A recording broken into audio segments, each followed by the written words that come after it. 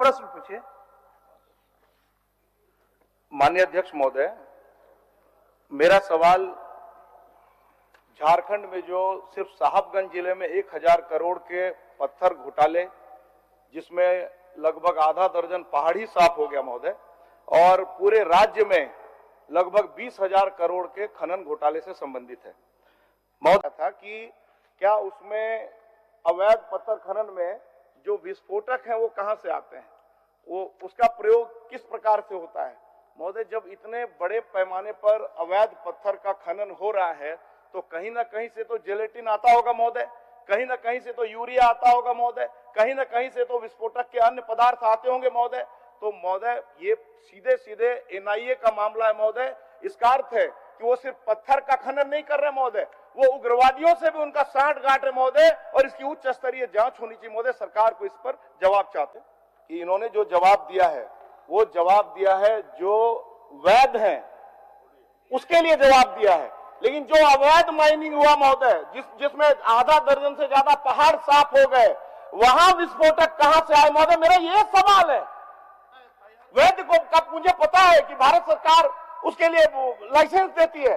जो अवैध जो पत्थर के खनन हुए और जिसमें बड़ी मात्रा में बिहार और बंगाल भेजे गए, जिसमें जहाज में भर भर के हाईवा और ट्रक में माल जा रहे थे, जो ट्रक डूब गया महोदय, जिसका कोई माई बाप नहीं है, कोई बोला भी नहीं कि हाँ ये हमारा है, वो जो खनन हुए वो विस्फोटक कहां से आए, ये सरकार जवाब दे महोदय, ये जानना चाहते हैं। आप भी पूछ देंगे, आप भी पूछ महोदय।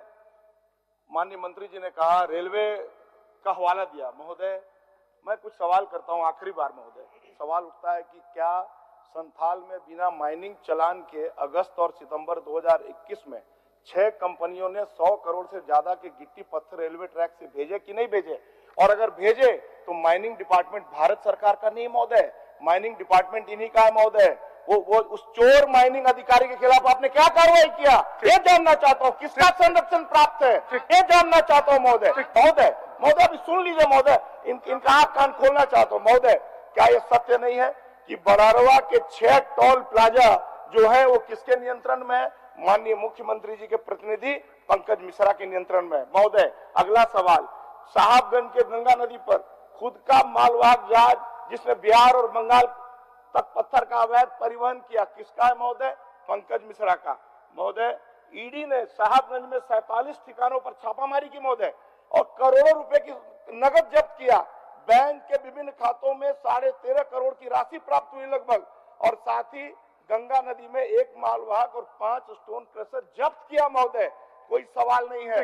मुख्यमंत्री जी का ब्लैंक चेक महोदय उनके प्रतिनिधि के घर में पकड़ाता है, कोई जवाब इनके पास नहीं होगा महोदय। मैं आग्रह करता हूं कि इन सारे बिंदुओं को देखते हुए, मुझे मालूम है सरकार अपने कुकर्मों को छिपाने के लिए सीबीआई जांच करा नहीं सकती है। इतिहास महोदय आपको भी कभी माफ नहीं करेगा महोदय। आप न्याय के आसन पर बैठे हैं। आपसे आग्रह करता हूं महोदय कि आप एक विधानसभा की कमेटी बना दे महोदय, ताकि दूध का दूध और पानी का पानी हो जाए। चलिए, आपसे आग्रह करता हूं महोदय।